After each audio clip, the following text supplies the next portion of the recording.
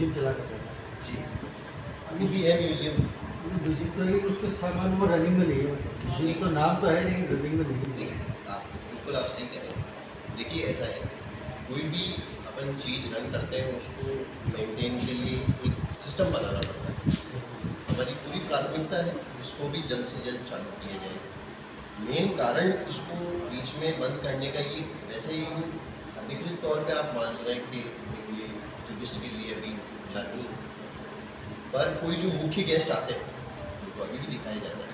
Main कारण उसको बीच में बंद करने का ये होता है कि देखिए जब म्यूज़ियम में कोई इंसान आता है वो हर चीज़ को एक बार टच करने की कोशिश करता है। सिक्योरिटी की पॉइंट ऑफ व्यू से। तो इसमें है इतने टाइगर्स की ट्रॉफीज है, अब उसके नाखून हैं, दांत हैं, वो कई बार तो ले गए। वही हाल पैलेस में वॉल पेंटिंग्स का भी है, चित्रशाला के अंदर और भी दूसरे कामों में उनका भी संरक्षण चल रहा है। और आप देखिए कि पिछले 3-4 साल में मुझे नहीं लगता पिछले इतने साल में जितना जो अभी पास्ट 3-4 साल में जितना और साहब का भी इंटरेस्ट भी आया है, साथ में इसका डेवलपमेंट भी हुआ है। और वो केंद्र में जिस लेवल पे बूंदी के टूरिज़्म की योजनाओं के लिए लोगों से मिलते होंगे, आप निश्चिंत रहिए उसको भी जल्द से जल्द चालू किया जाएगा। जैसे आपने भी बताया डेवलपमेंट की कई योजना चलती है। जी पिछले दिनों 15 दिन पहले भी कोटा संभाल की अर्पित संबंध में एक मीटिंग ली है। उसमें जो तारागढ़ फोर्ट है वो पहाड़ी है, टीवी टावर की, जी वहाँ का भी डेवलपमेंट है, गढ़ पैलेस के बाहर का भी डेवलपमेंट जी है। और ये बाईपास का जो पॉइंट व्यू बिगड़ रहा है ना बाईपास का, जैसे जी। बाईपास बाहर से आने जाने वाले लोग बाईपास से देख बुद्धेश्वर को देखते हैं। बाईपास की जो बस्ती है उस बस्ती में कई अनलीगल निर्माण हो गए, नतीजे में उसका पॉइंट बिगड़ गया बुरी तरह। इसके बारे में भी तो इस बारे में भी आपको अगर कोई जानकारी हो तो शेयर करें। बिल्कुल जानकारी है, पर मैं सबसे पहला प्रश्न आपसे ये करूँगा कि अतिक्रमण कौन कर रहा है? मैं या आप या हम लोग थोड़ी हैं। देखिए मैं हमेशा से कहता हूँ, अभी थोड़े समय पहले मेरी विधायक महोदय से भी इस बारे में चर्चा हो रही थी, डेवलपमेंट कभी भी एक तरफ नहीं हो सकता, दोनों को प्राइवेट और गवर्नमेंट को साथ लेके चलना पड़ेगा।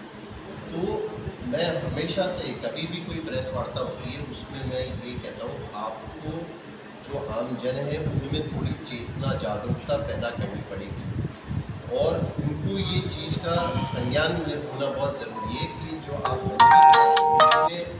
आज कोई कमी नहीं।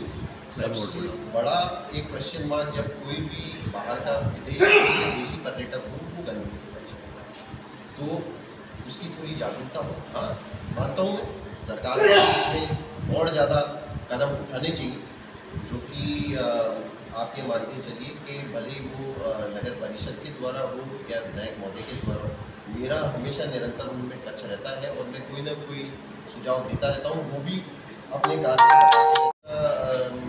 जो डेवलपमेंट है आपके अब ट्रेनों का डेवलपमेंट हो रहा है, माता जी के आशीर्वाद से अगर एयरपोर्ट आ जाता है तो देखिए हर चीज़ का आगे को एक प्लस पॉइंट आगे बढ़ेगा। उस चीज़ को थोड़ा सा अपने को सबर करना चाहिए कि वो सही डायरेक्शन में जाए।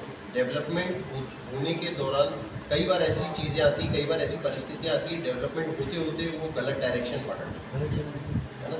तो मेरी पर्सनल लेवल पे हमेशा ये इच्छा रहती है कि बूंदी का डेवलपमेंट एक पॉजिटिव डायरेक्शन में हो, गलत डायरेक्शन में, तो उसी के लिए हम काम कर रहे हैं। आपने जैसे एयरपोर्ट की चर्चा की थी तो ये कुछ छतरी का विवाद चल रहा है वहाँ पर। उस छतरी के विवाद में भूपेश सिंह जी का जो रोल है, इनका रोल किस कैपेसिटी में है, ये इतना बोल रहे हैं? देखिए कहाँ स्टैंड करते हैं मतलब रोल किस कैपेसिटी के अंदर है वो हर इंसान की उसकी एक अलग डेफिनेशन है, ठीक है। कोई रोल ऐसा होता है कि वो दुनिया को उसका ढिंडोरा पीटता है, कई लोगों का ऐसा रोल होता है कि वो अपने काम अपने आप करके और लोगों के माध्यम से, और जिन लोगों पे डायरेक्टली इस चीज़ को सूचना देनी चाहिए वो देते हैं। अगर जिस इंसान का आपने नाम लिया वो अगर मेहनत कर रहा है तो उसकी अच्छी बात है, वो करें मेहनत, कोई दिक्कत नहीं। हमने तो फर्स्ट टाइम से जब मैं गया उस छतरी के स्तर पे मैं जयपुर में था जब ये ट्रस्ट हुई, मुझे मैसेज आ गया, मैं अथवा ढूंढी भी आया, छतरी के स्थान पे भी गया, गांव वालों से भी मिले, और कहीं से कहीं तक मेरे किसी वक्तव्य में मैंने ये नहीं कहा कि KDA ने ये सही किया, हमेशा हमने कहा कि गलत। अच्छा, उसमें मैं क्या कहूँगा, खुद KDA के लोग इस चीज़ को मानते हैं कि गलत है। अब ये किस अभाव में गलत हुआ, किसकी गलती थी, मेरे हिसाब से इसके लिए तो एक जांच की टीम बननी चाहिए, जो कि मैं समझता हूँ बनी भी है, कुछ अधिकारियों को सस्पेंड भी किया है, और अब वो टीम के ऊपर निर्भर करता है वो क्या तथ्य सामने लेके आती है, और जो भी इसके अंदर होएगा, जो फाइनल रिजल्ट होगा वो बिल्कुल आएगा। पर आपके क्वेश्चन पे मैं एक और चीज़ टिप्पणी करना चाहूँगा। देखिए, ऐसा है कि हर परिवार की, हर राज परिवार ही छोड़िए, हर परिवार की एक परंपरा होती है, एक सिस्टम होता है, और जब परिवार के साथ में अगर आप एक रियासत का राज परिवार की बात करें, उस परिवार में अगर कोई उत्तराधिकारी नहीं भी होता, पर परिवार होता है फैमिली, और उस फैमिली का सबसे प्रथम निर्णय ही माना जाता है। आपके या कोई भी जो अन्य लोग यहाँ पे बैठे हुए हैं, इनके भी परिवार में कई बार ऐसी सिचुएशन आती होगी जब आपके किसी के औलाद नहीं होती। अगर उस इंसान के 100 साल भी हो जाते हैं, सबसे पहले वो परिवार के लोग ही चुन के कौन अगला इसका उत्तरदायित्व सक्सेसर कौन बनेगा, ये वही चूज़ करते हैं, मैं या आप थोड़ी चूज़ करते हैं। अब ये एक ऐसी परिस्थिति बनी बूंदी में कि 2010 में महाराज कुमार साहब, ग्रेट दरबार साहब की डेथ हुई।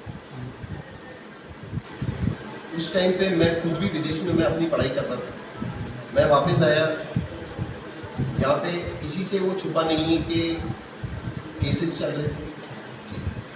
कंवर साहब की ही जागरूकता थी और उनका ही ये चैतन्यशील व्यक्ति मैं मानूंगा कि उन्होंने जिस भी लेवल तक वो केस लड़ा, और आपको मैं बता दूँ कि आपके ग्रैंड मदर तो 80s के ज़माने से केस लड़ रहे हैं, आप और मैं तो आज की बात कर रहे हैं, ओबरॉय के साथ में 83-84 के ज़माने से। तो जो राज परिवार है वो इस जगह का डेवलपमेंट ही चाहता है, इसका पतन नहीं चाहता। पर कोई इंसान अगर राज परिवार की प्रतिष्ठा को धूमिल करने की कोशिश करे, मैं उसको बिल्कुल गलत मानता हूँ। और मैं आपको भी एक चीज़ बोलता हूँ, आप मीडिया के बंधु हैं, आपके पास में कलम की ताकत है, आपको उस आदमी को क्वेश्चन करना चाहिए कि आप होते कौन है इस चीज़ को क्वेश्चन करने वाले। मेरे हिसाब से हर एक व्यक्ति जो यहाँ पे मौजूद है वो 2 अप्रैल 2022 को यहाँ पे मौजूद था। उसके साथ में बूंदी के जितने भी छोटे हों के बड़े हों, हर ठिकानेदार यहाँ पे मौजूद थे, हर एक ने दस्तूर नज़र किया। बूंदी के बाद में जो दूसरा घर बना कोटा राज परिवार, आप सब जानते हैं उस टाइम पे लेट माराव साहब का स्वर्गवास हुआ, इसलिए अभी जो प्रेजेंट HH विजयराज सिंह जी नहीं पधार पाए, पर उन्होंने अपने प्रतिनिधि मंडल को और उनके जो महाराज फैमिली मतलब उनके जो छोटे भाई, उन लोगों को भेजा पूरे दस्तूर के साथ। उसके अलावा खुद कंवर साहब यहाँ पे मौजूद थे। और सबसे मुख्य चीज़ मैं आपको कहूँ, जो मुझे खुद जो बाद में लोगों ने ये बताई कि एक राज तिलक का एक सिस्टम होता है। कौन करता है राज तिलक? बूंदी रियासत के अंदर सिस्टम है, जो राजपुरोहित होते हैं वो करते हैं। आपको पता है राजपुरोहित का कौन परिवार है? खुद वहाँ राजपुरोहित साहब मौजूद थे जिन्होंने मेरा राज तिलक किया और बाग सर पे, और अन्य जितने भी रियासत आसपास की थी वो सब मौजूद। उसके बाद में रतन दौलत में पूरा नजराने का दस्तूर हुआ। देखिए, राज तिलक का एक सिस्टम होता है, ये कोई वो बाज़ार में मिलने वाली चीज़ नहीं है। देखिए, मैं आपको मेरे वर्ड्स के लिए माफ़ी चाहूँगा, पर ये कोई बाज़ार में मिलने वाली चीज़ नहीं जिसको आप गए और ख़रीद के आ गए और मतलब एक परिवार की प्रतिष्ठा के साथ में खिलवाड़ किया। और मैं इसको अंदर मानता हूँ, मेरा तो दायित्व है ही, पर यहाँ पे एक एक नागरिक का ये दायित्व है। क्यों? क्योंकि राजा का जो आज पद है, आज डेमोक्रेटिक इंडिया है, आज जो लोग यहाँ पे मान सम्मान देते हैं वो क्यों देते हैं? क्योंकि उस पद को देते हैं। तो उस पद की गरिमा रखनी चाहिए, ना कि उसको यूँ बाजार में उसका ढिढोरा। ये आप सबके माध्यम से मैं जहाँ पे भी ये उचित चीज़ है वहाँ पहुँचाने की हमेशा मेरी कोशिश रही। और आप लोगों को भी ये क्वेश्चन करना चाहिए कि आप कैसे इनको क्या बोल रहे हो। कोई भी जगह दो राजा नहीं हो। अपने आप को आप कुछ भी बोल दोगे तो आप हो जाओगे, बिल्कुल नहीं हो जाएगा। आज आपका परिवार है, उसमें डिसीजन कौन लेगा, आप लोगे या मैं? मुझे क्या अधिकार बनता है? तो हमारा जो परिवार है, भाणेज है, मैं हूँ, कोटा राज परिवार है। और मुख्य रूप से तो आपको ये देखना चाहिए, जब भाणेज बना खुद वहाँ कार्यक्रम में उपस्थित थे, युवराज साहब खुद कार्यक्रम में उपस्थित थे। आपको एक और बात बता दूँ, एक उनमें से शख्सियत थी सिरोही जैन। वो हिस्ट्री, और कभी आपका मौका पड़े आप जाके उनसे मिलिए, वो काफ़ी बुजुर्ग, वो खुद वहाँ मौजूद थे। आपके पूर्व गवर्नर साहब वहाँ मौजूद थे, पूरा प्रशासन वहाँ मौजूद था, सबके सामने तरीके से विधिवत काम हुआ। देखिए आप इस चीज़ को समझिए, विधिवत काम होना और एक आपने कुछ भी एक नौटंकी कर दी जिसके अंदर आपने अपनी भी प्रतिष्ठा को खोया और आपसे जो जुड़ी अन्य चीज़ें हैं उन प्रतिष्ठाओं को भी दाव पे लगाया।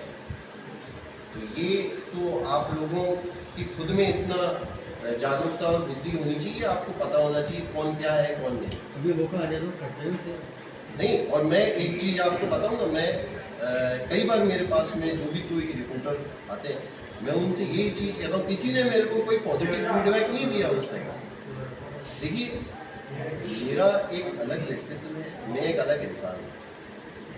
हर कोई इंसान चाहता है कि मैं झंडा पकड़ लूँ, हर कोई इंसान चाहता है कि मैं रोड पे आ जाऊँ, हर कोई इंसान चाहता है कि मैं चौराहे पे जिंदाबाद मुर्दाबाद करूँ।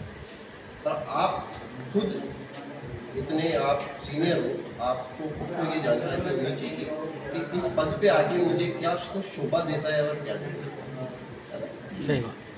मेरा एक सिस्टम है जिसके अंदर मुझे कोई लोगों को बताने की ज़रूरत नहीं है। मुझे अगर कलेक्टर साहब से मिलना होगा मैं कलेक्टर साहब से मिल लूँगा, मुझे स्पीकर साहब से मिलना होगा मैं स्पीकर साहब से मिलूँगा। जिस समय पे कोई भी आदमी, मतलब एक स्टैचर वाला आदमी उस स्थान पे नहीं गया था, सबसे पहले मैं गया हूँ। मैं जयपुर से आते ही अगले दिन 7 बजे वहाँ पहुँचा और गलत हुई है और मान रहे हैं वो लोग कि उस चीज़ को गलत हुई है, और हमने ये भी कहा है कि आप इस चीज़ को सुधारें, जितना जल्दी हो सुधारें। और इसी संदर्भ पे मैं ये कहना चाह रहा हूँ आपको, ये जो खुद स्पीकर साहब है उनकी मेरी सुबह बात हुई, उन्होंने कहा है कि जो मैं किसी की भावना को ठेस नहीं कर रहा। उन्होंने मुझसे पूछा आपकी क्या मांग, क्योंकि अगर आज ये कार्यक्रम नहीं होता तो मुझे खुद को शाम को 4:30 बजे उस मीटिंग में जाना।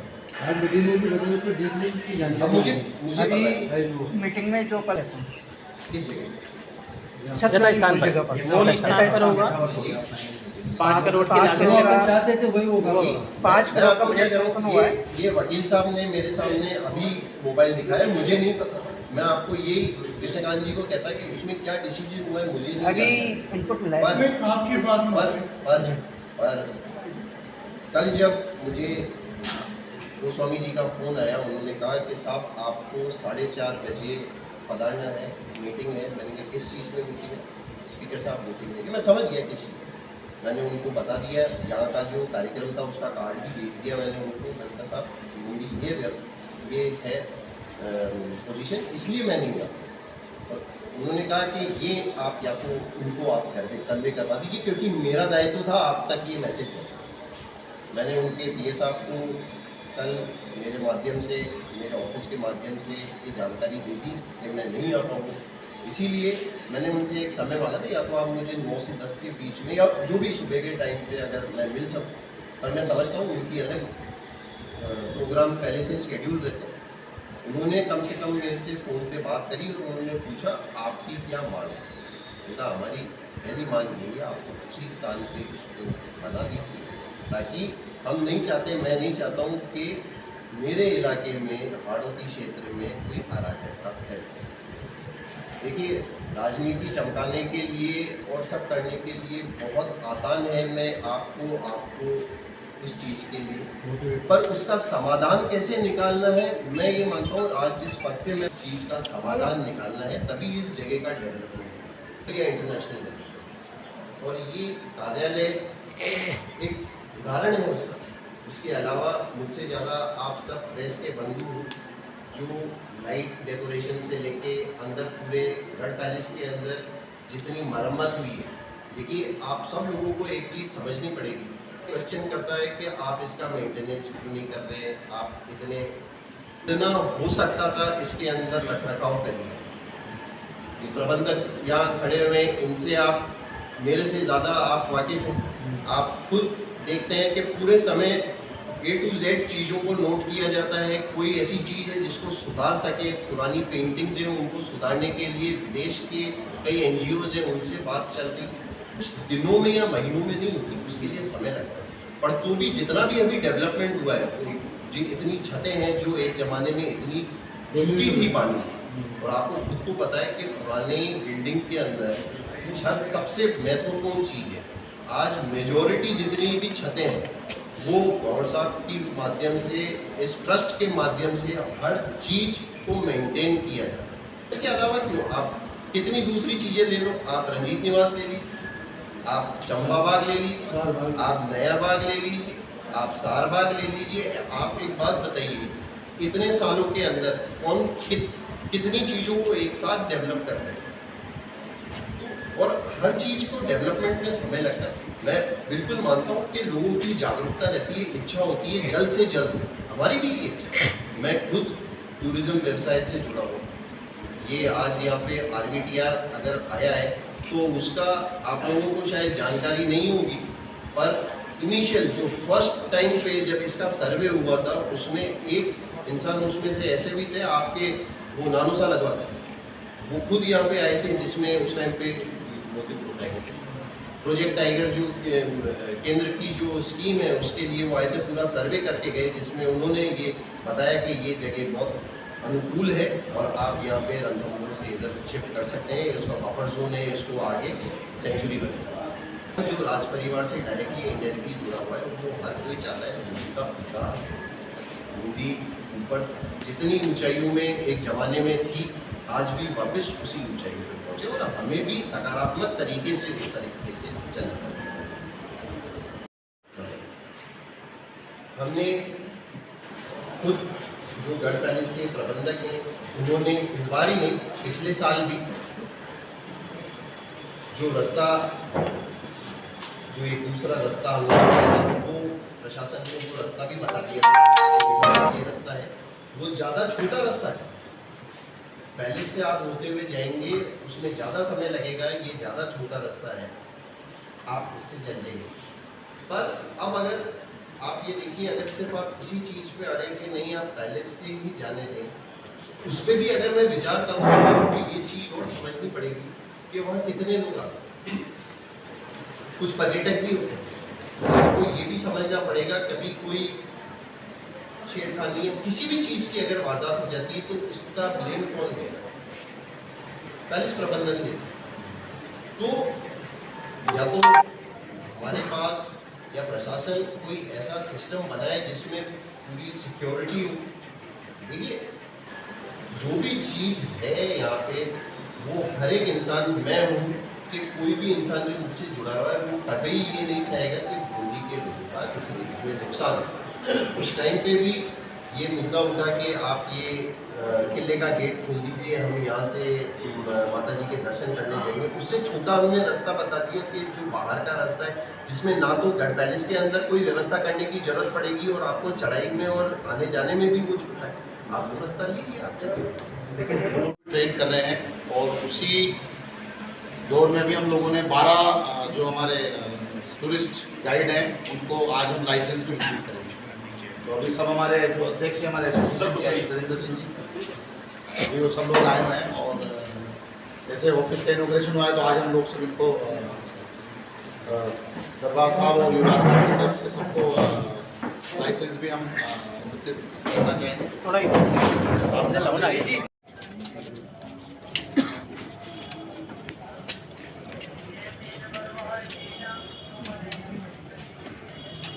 नरेंद्र सिंह जी,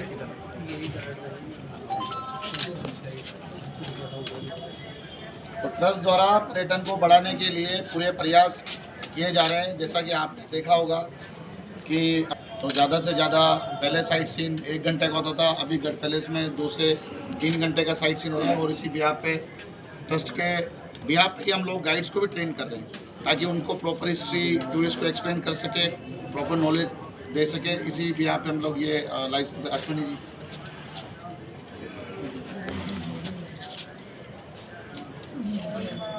नयन, संदीप शर्मा,